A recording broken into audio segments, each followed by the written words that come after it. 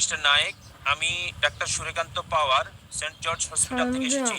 ধন্যবাদ এমন সুন্দর এবং আলোকিত বক্তব্যের জন্য। কোরআন ঈশ্বরের বাণী এই বিষয়ের উপর আপনি বলেছেন যে কোরআন আল্লাহর বাণী। আমার প্রশ্ন হলো, আপনার কাছে ঈশ্বরকে কে সৃষ্টি করেছেন? ঈশ্বরের উৎসটা কি?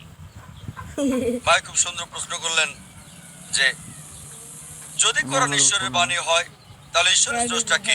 খুব ভালো প্রশ্ন। যদি আপনাকে জিজ্ঞেস করি যে আপনার বন্ধু জন একটা সন্তান জন্ম দিয়েছে, আপনি কি বলতে পারবেন সন্তানটা ছেলে না মেয়ে?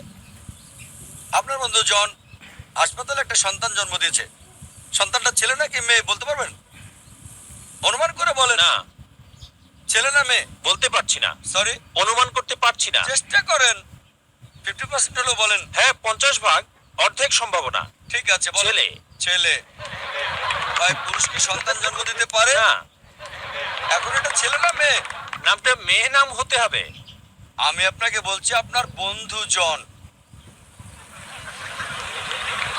আমি জানি না কোনো মহিলার নাম জন হয় কিনা। না, আমরা বলবো না। আচ্ছা আচ্ছা, ধরেন আপনার বন্ধু, ছেলে বন্ধু, সে হাসপাতালে গিয়ে একটা সন্তান জন্ম দিল, সন্তানটা ছেলে না মেয়ে? মেয়ে।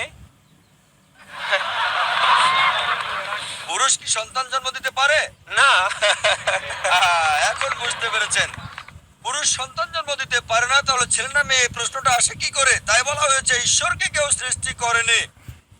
আপনার প্রশ্ন কে ঈশ্বরকে সৃষ্টি করেছে, আমার প্রশ্নের মতো যে পুরুষটা সন্তান জন্ম দিয়েছে হাসপাতালে সেটা ছেলে নাকি মেয়ে, প্রশ্নটাই অযৌক্তিক।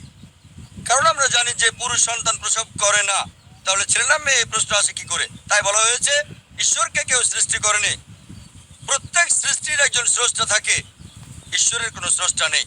তাই নাস্তিকের সাথে তর্কের সময় কখনোই বলি না যে সবকিছুরই স্রষ্টা আছে, আমি বলি প্রত্যেক সৃষ্টির স্রষ্টা আছে, ঈশ্বর কোনো সৃষ্টি নয়। বলা হয়েছে যখনই আমি বলবো ঈশ্বরের স্রষ্টাকে, আর সে ঈশ্বর নয়। ولم يقل له كفوا أحد।